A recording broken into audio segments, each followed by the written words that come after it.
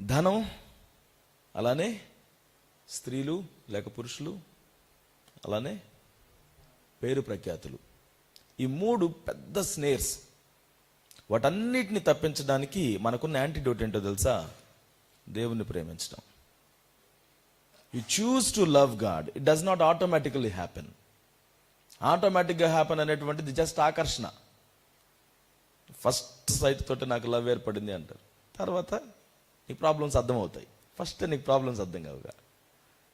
కొంతమంది ఫస్టే ప్రాబ్లమ్స్ అర్థమవుతాయి, వీడికి దూరంగా ఉంటానంటారు, తర్వాత ఎప్పుడు పోను వాళ్ళ మీద ఆకర్షణ ఏర్పడుతుంది. Now we have some understanding.